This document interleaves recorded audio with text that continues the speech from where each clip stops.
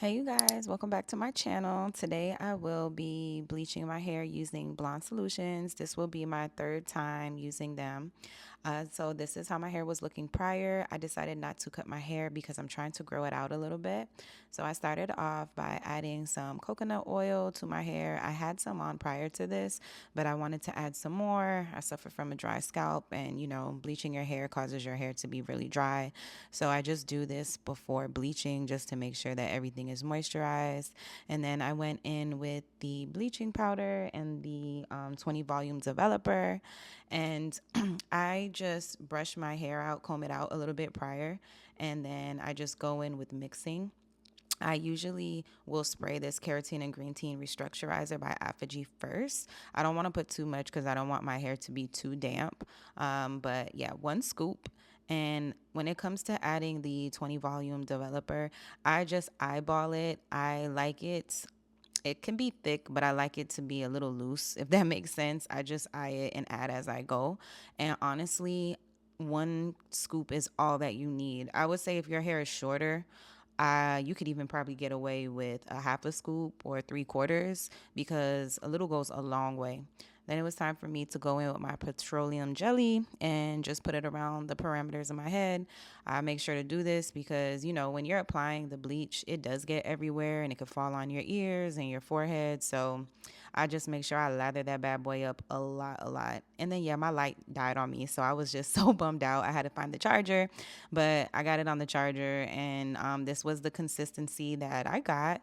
I was happy with that. So I always start in the back. Make sure that you have a handheld mirror because that's going to be your best friend when you're doing this. So my face looks funny in the mirror part, but I'm looking at my mirror behind me so I can see the back of my head. And I sped this process up, but I really wanted you guys to see the full process instead of me chopping up pieces of the footage. I wanted you to see how I take my time and I brush it and the strokes that I do, especially because I didn't cut my hair and I had more hair on my head. So I had to take a dance break because I was listening to music. But when you have more hair on your head, you want to make sure that you maneuver that product in so each hair follicle is saturated.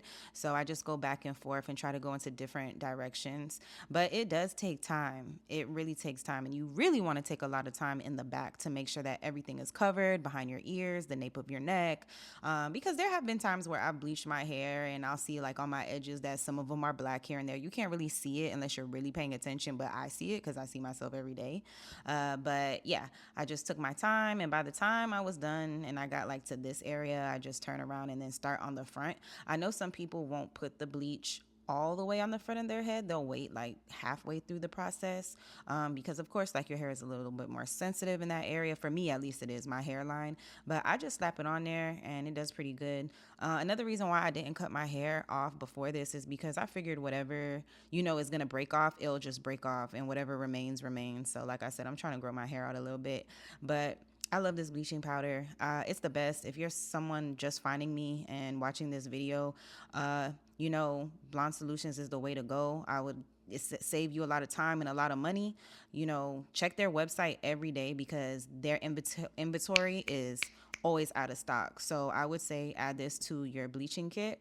And then I just go on with my foil cap that I got from Amazon and I let it sit in my head for an hour and a half. Last time I bleached my hair, I did it for like 2 hours, but an hour and a half. This is the keratin and green tea shampoo by Aphogee. Love this, love this, love this. And then for conditioner, I use the Purology Hydrate Conditioner.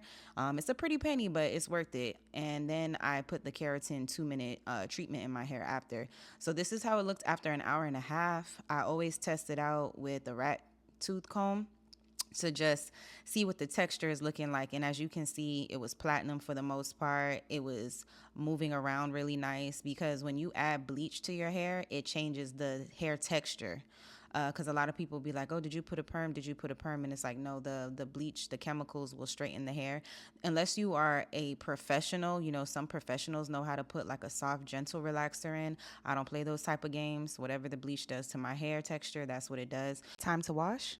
All right. So let me turn the light on. I kept this on for an hour and a half. It's pretty platinum.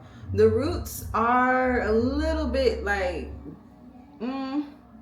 a little bit more yellow than I like. Mind you, I didn't cut my hair because I just figured whatever won't last will fall off because I'm trying to keep length in my hair. However, I probably could have kept it on a little longer. I don't know if y'all could see the brassy tones underneath.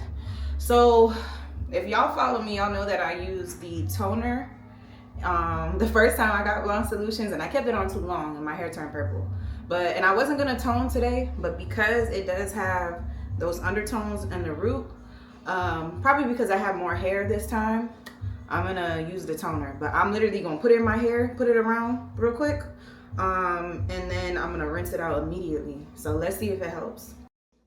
I was a bit nervous about this because I have had my fair share of scares of toner and my hair turning purple, and then me using whatever method I can at home to get it out. So I applied it. I ended up adding more to it than what I showed in the video, just to make sure it was distributed evenly around my head. And I was counting out loud because I didn't set a timer on my phone.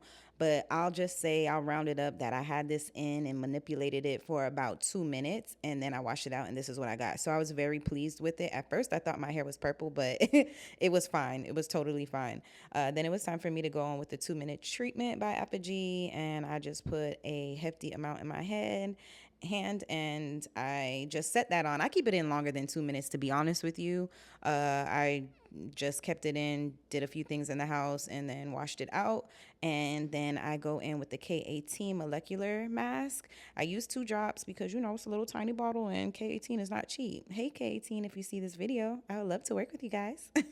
And then I just added some leave-in conditioner with Aphogee as well, and just sprayed that decent. I didn't want to put like a heavy cream in my head as of yet, so I just went in with the spray and just rubbed that in. And then I went in with my old faithful Straight Request foaming, and I've been using this since I cut my hair like a year and a half ago, and I just love it. It's moisturizing. A lot goes a long way.